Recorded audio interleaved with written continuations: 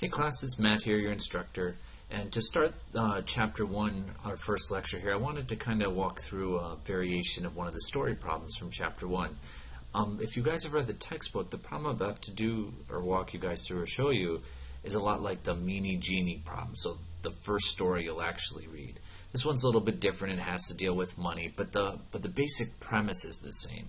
And it's really an interesting problem because this problem is going to show us the type of math and methods we're going to learn in this class. It's not going to be the algebra, the x plus 2 equals 8 problems anymore. It's going to be using mathematical concepts to develop critical thinking skills. To that end, we get to look at some pretty cool problems. All right, so let's take this problem right here. If you look over here, I've got 8 different colored coins. All right, just think of them as pennies if you want. So I have 8 pennies. Turns out one of the pennies is counterfeit, so it's not real. All right, the trick is how you can identify it is the counterfeit coin is lighter than the other coin. So a real penny is going to weigh more than this counterfeit penny. All right, so what we could do if we wanted to find the counterfeit penny is we could take each penny and drag it over to the scale one by one, and eventually we'd weigh it against each other and we'd find the lighter one. Great. But here's a trick we want to do. We want to be efficient, and we want to use the scale as few times as possible. All right, so what we want to do is we want to find, given these 8 coins, we want to find the counterfeit and only using the scale twice. That's it, no more than twice. So it's our job to figure it out. How could we do it?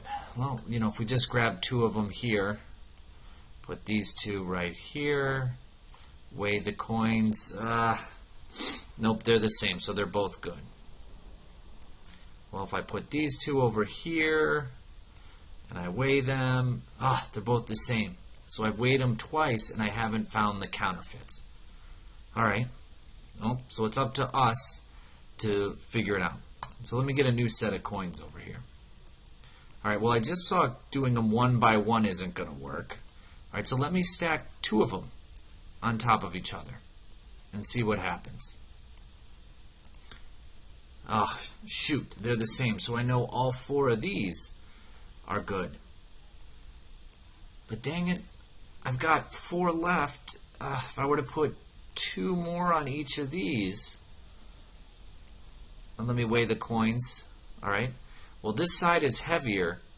So one of these 2 coins here, these 2 different shades of green, would have to be the counterfeit one. But which one? Well, I need to do a third weighing over here.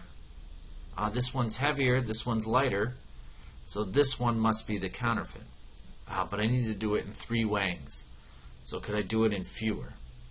Well, I saw that doing 1 coin at a time doesn't work. I saw that doing 2 coins at a time doesn't work. So what happens if I do 3 coins? All right. So let me just grab 3 random coins. I'll put 3 here. Let me grab 3 more. I'll put 3 here. So I've got 3 on each scale. Now let me weigh the coins.